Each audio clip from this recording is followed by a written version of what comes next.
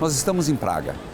O nosso Padre Missão de hoje nos traz a igreja de Nossa Senhora de Tim.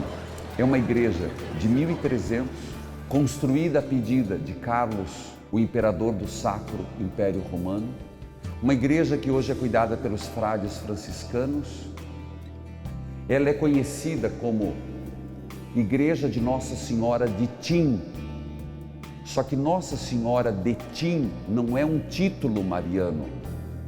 É igreja, na verdade, traduzindo, se você procurar em Praga, é Nossa Senhora da Assunção.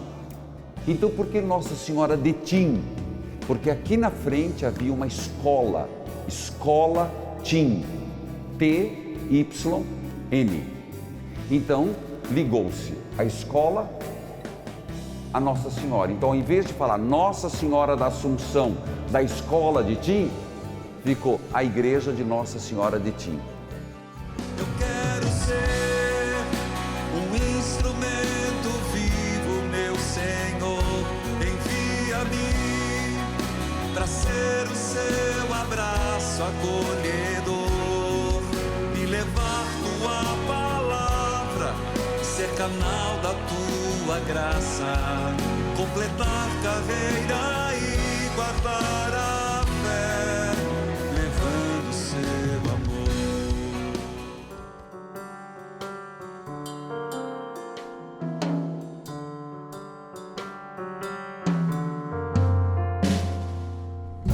Proclamação do Evangelho de Jesus Cristo, segundo Lucas.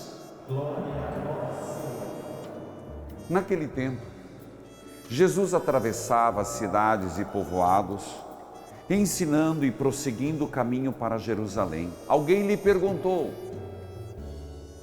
Senhor, é verdade que são poucos os que se salvam? Jesus respondeu: fazei todo o esforço possível para entrar pela porta estreita. Porque eu vos digo que muitos tentarão entrar e não conseguirão.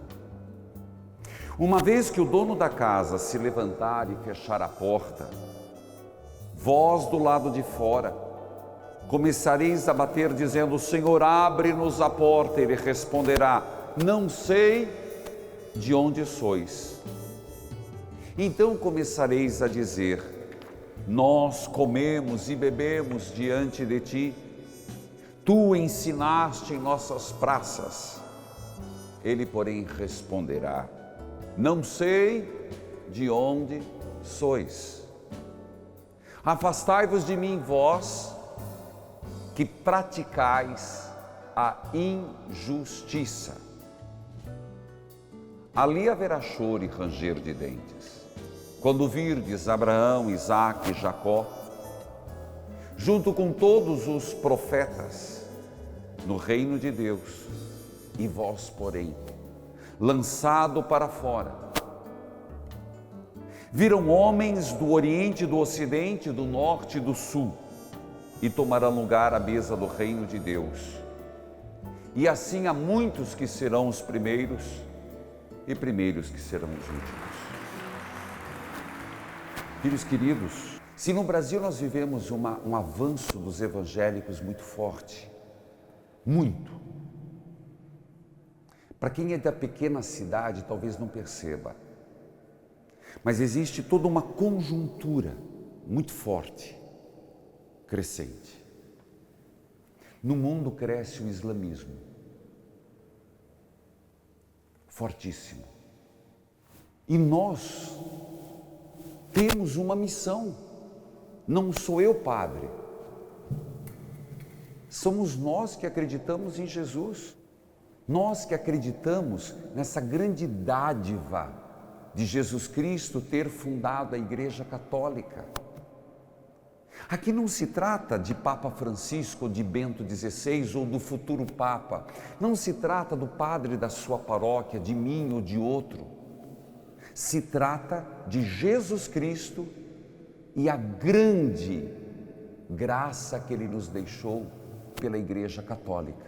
Como? Os sacramentos, o perdão dos pecados, a Eucaristia. Eu não canso de dizer, se acabar a Igreja Católica, acabou a Eucaristia, acabou Nossa Senhora, acabou a confissão, acabou.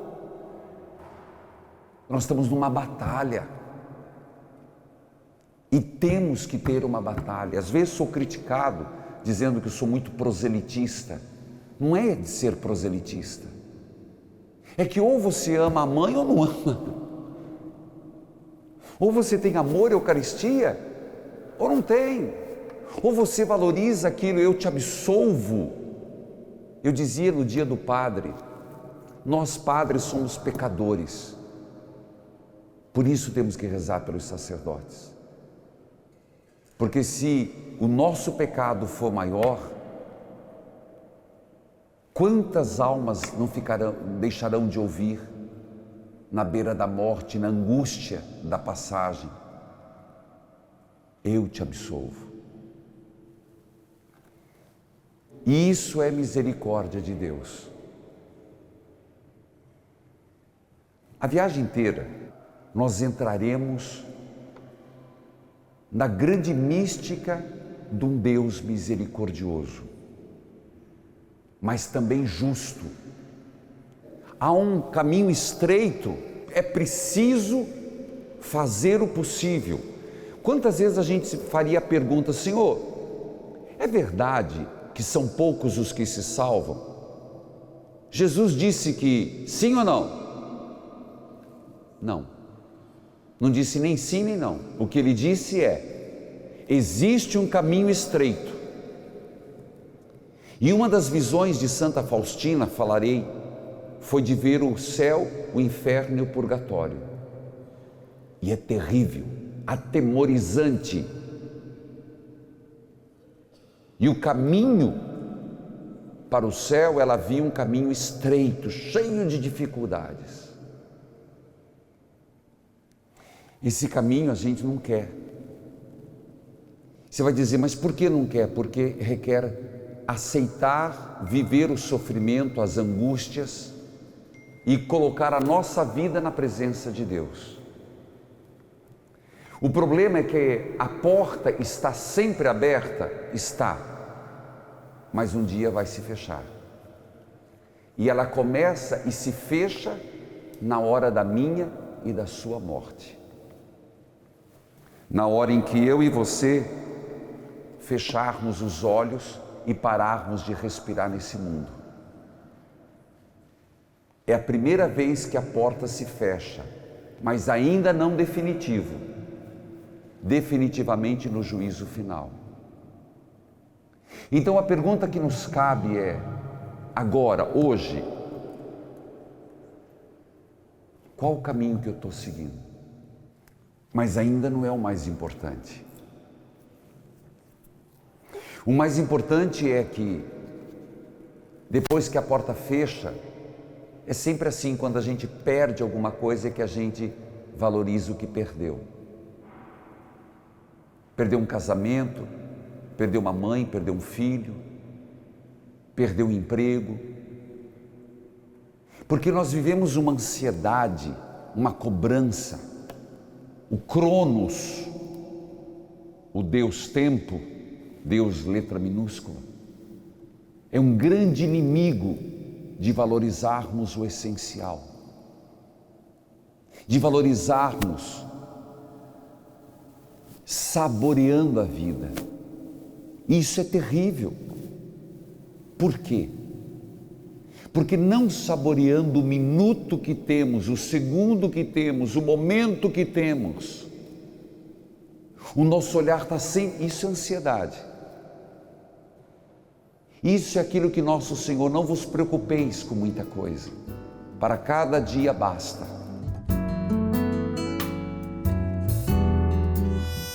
O nosso espírito é puro, a nossa alma, por isso a alma sofre. Jesus estava num sofrimento mortal, a alma dele estava angustiada. Então a minha alma e a tua alma pode se perder, não é assim? Vendi a alma para o diabo. A alma a gente tem domínio, tanto que eu posso vendê-la.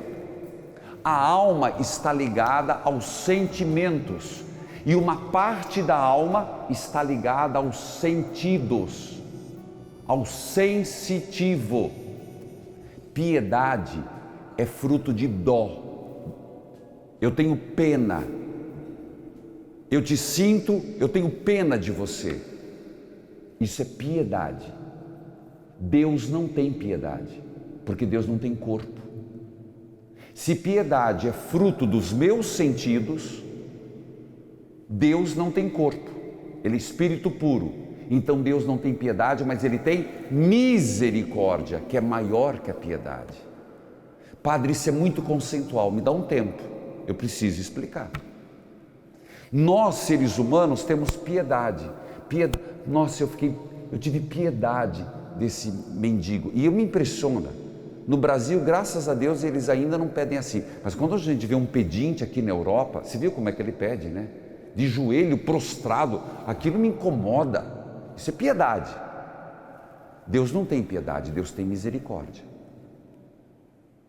E como entender a misericórdia? São Tomás de Aquino diz que a misericórdia é a maior de todas as árvores em Deus. Opa! Deus é infinitamente misericordioso. Um galho, a justiça.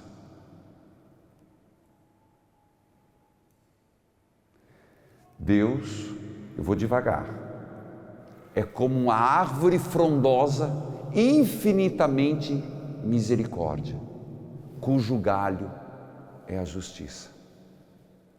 Então, Deus é tão misericordioso para comigo, que a sua justiça me corrige para tentar me salvar. Deus é tão misericordioso com a humanidade, que corrige a humanidade para a nossa salvação. Deus é infinitamente misericordioso, que a porta que se fecha, a porta fechada, a vida sem amor, é um ato de misericórdia de Deus. Então a justiça e a misericórdia não brigam, não conflitam. Porque a própria justiça, o braço de Deus, as tribulações que passamos, uma doença que nos vem, é uma permissão de Deus para nos corrigir.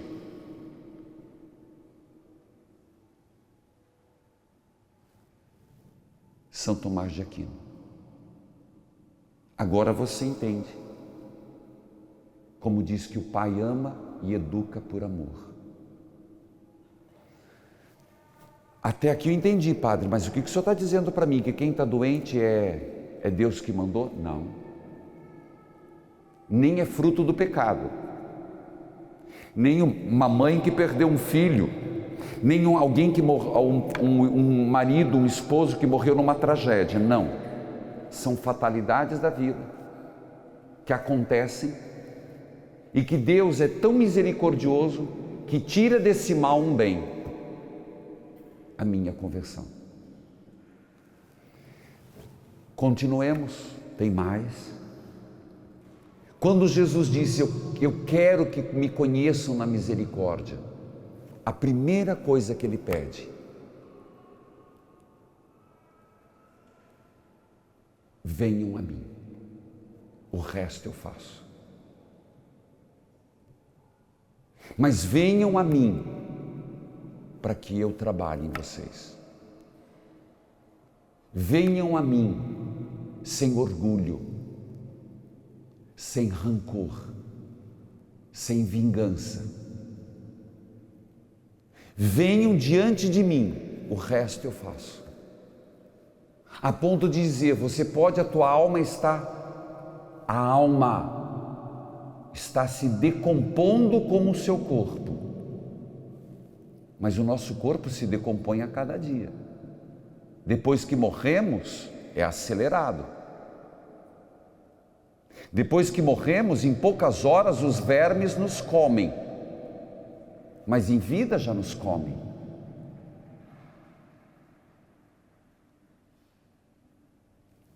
Quantas vezes você foi fazer limpeza de pele?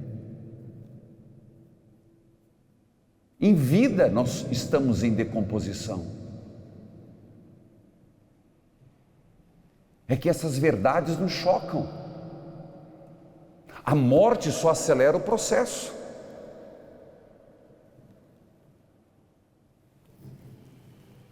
Mesmo que tua alma já esteja se decompondo como o seu corpo, se apresente diante de mim e eu poderei te salvar.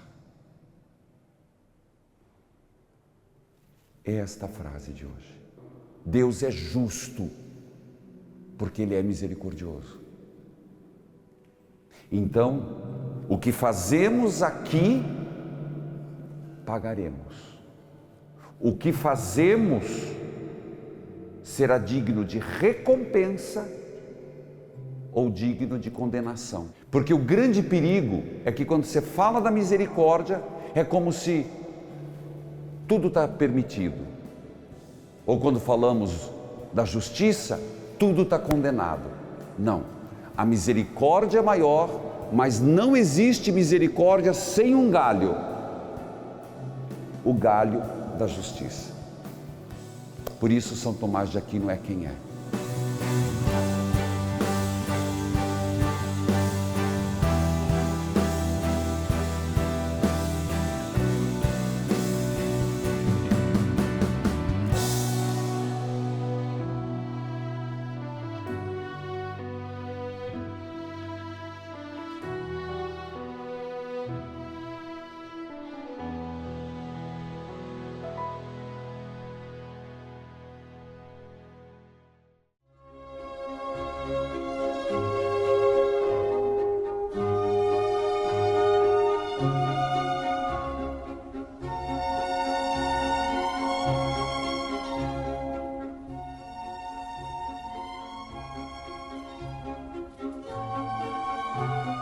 Olomouc. E o que é que tem aqui? Uma cidade barroca. Na verdade é uma cidade de passagem, porque nós estamos indo para Cracóvia.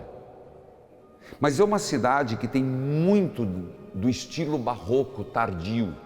E essa igreja é o melhor exemplo disso. Essa igreja, ela é jesuíta. Aqui cuidam os jesuítas. Essa cidade é muito conhecida, ou ficou mais conhecida, por um fato. Amadeu Mozart teve varíola e veio aqui para se curar. E foi nesta cidade que ele compôs a Sexta Sinfonia, que é uma das mais lindas, por sinal. Portanto, também tem esse elemento cultural. Mas nós estamos numa igreja que não é a catedral, porque a catedral é de São Venceslau. Alguém lembra da história de São Venceslau? Que foi um rei que trouxe as relíquias de São Vito, que foi traído pelo irmão, mas foi fiel a Deus, um mártir do cristianismo. Nós estamos na igreja de Nossa Senhora das Neves. Por isso, eu vi vocês falando que Nossa Senhora é essa. E essa é Nossa Senhora das Neves, essa é a igreja. E ela foi construída, dedicada à Mãe de Deus. Portanto, essa igreja Nossa Senhora das Neves é o título e a dedicação da igreja é a Mãe de Deus, que é representado exatamente como você vê. Maria com o menino Jesus nos braços, ela com coroa, ele com coroa. Mãe de Jesus, Mãe de Deus. Aqui esteve São João Paulo II. Passou por aqui e fez a canonização de 2 beatos.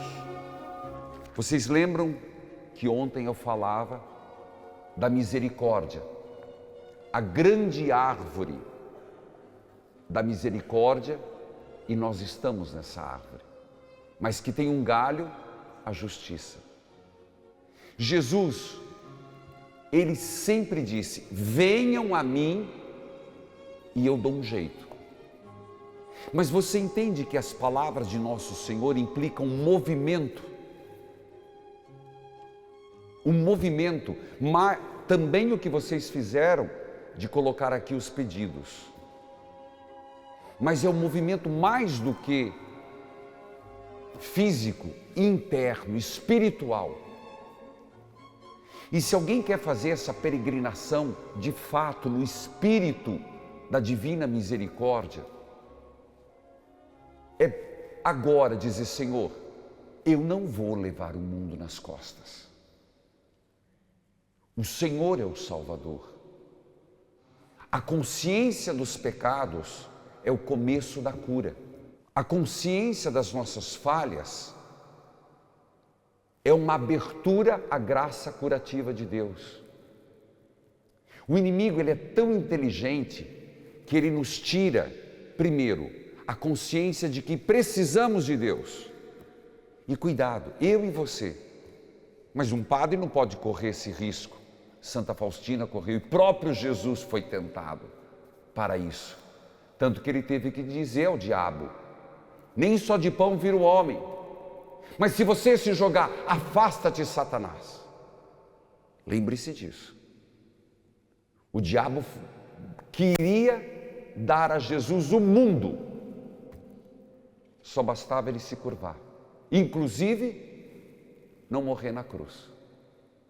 E eu te pergunto de uma forma muito clara: se nosso Senhor Jesus Cristo foi tentado, imaginemos nós. Mas você vai dizer: mas eu não sinto isso. Isso significa uma patologia, consciência relaxada. Nós não temos um hábito de ligar a voz, ou porque ela fala e o nosso botão está mudo.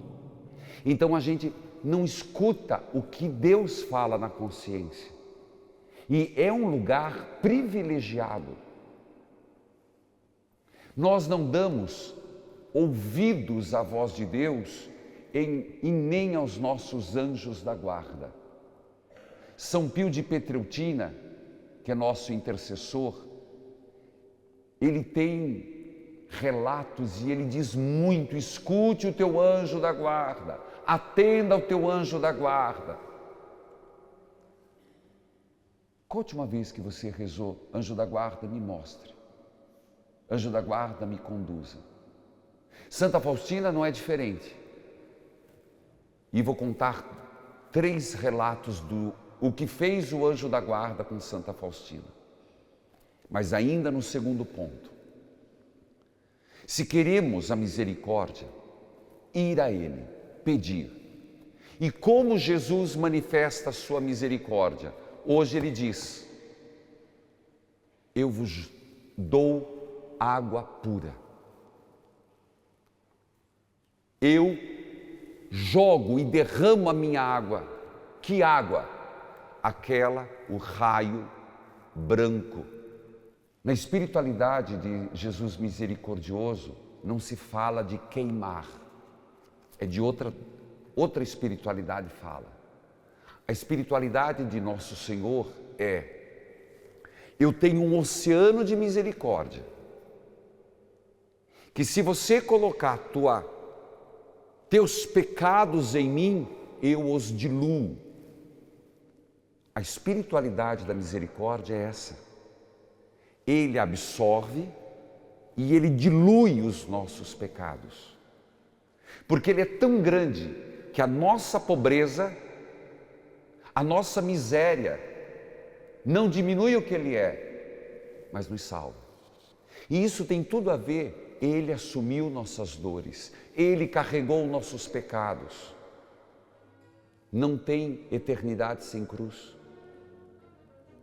Não dá para escolher só a parte boa. Não dá para pular o encontro com Jesus ressuscitado sem primeiro abraçá-lo na cruz. Não tem como. Sempre o Senhor das Santas Chagas está perto de nós. Não tem como olhar para as chagas gloriosas e não lembrar das chagas dolorosas. Glória ao Pai, ao Filho e ao Espírito Santo. Princípio, agora e sempre. sempre.